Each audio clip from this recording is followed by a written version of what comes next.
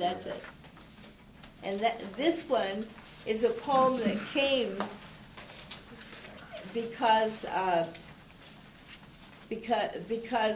was this was in the 1990s, and the great violence in Latin America, where the United States sent support to very vicious dictatorships in Guatemala, where hundreds of thousands of people, mostly native Mayan Guatemalans, were killed.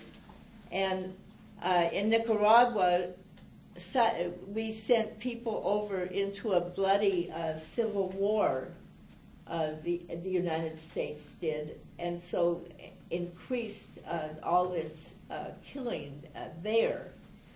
And so this came when after the war, a young Mayan Guatemalan came with a group called Witness for Peace, and they were going all over the United States, and he was telling his story about how they were trying to get some justice for the atrocities that were committed in Guatemala during the time of the dictatorship. And so this is a story that John heard because this young man stayed at our house. It's called The Blue Shirt. Well, about my shirt, do you like the blue colors? Colors, that is. Hand-woven from Guatemala. Jesus was amused looking through the catalog, told his interpreter those were gringo shirts. So when he was tired and ready to be on his way touring these United States, I wanted to know how did he like my gringo shirt. That is just what I said. Jesus, how do you like my gringo shirt?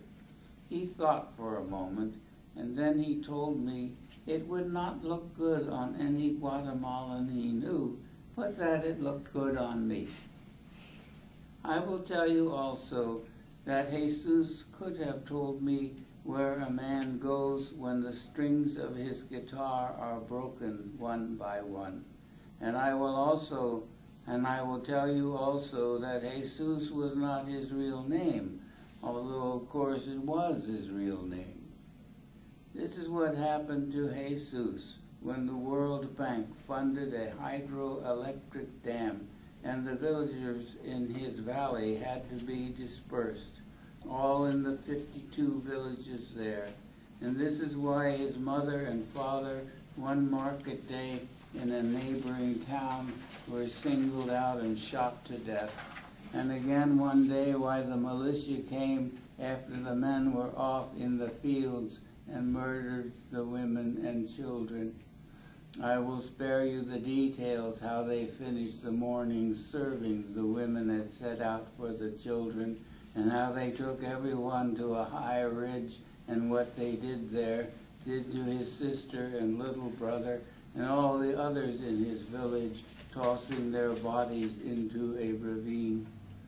And you may want to know how Jesus survived with these small children equal to the number of the assassins, how that was done on a whim, each murderer taking a child home for a slave. This is the story Jesus told one evening in Springfield. And as we listened, we saw him, sentence by sentence, move deeper and deeper into that dark hour where his sullen pain waited as always.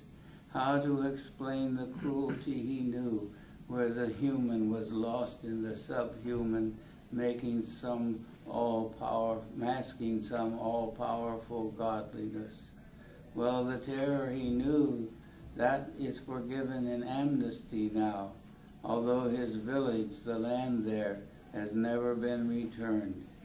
And today, Jesus will be telling his story somewhere else in another town, Minneapolis or Milwaukee or Chicago. And if I am not mistaken, he will offer his interpreter, as he does sometimes, a phrase or two.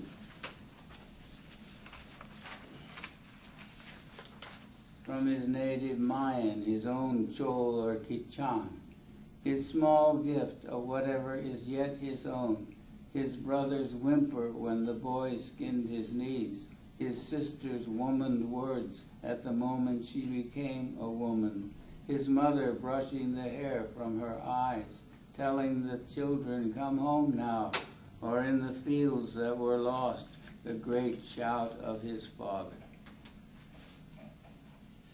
And so that poem came kind of because I was doing what I was doing. John wrote this poem, which of course he went somewhere entirely different from where I would have gone, but it became part of the book about Ireland, because the things that had gone on in Ireland and the struggles and injustices were the same things that were going on in Guatemala.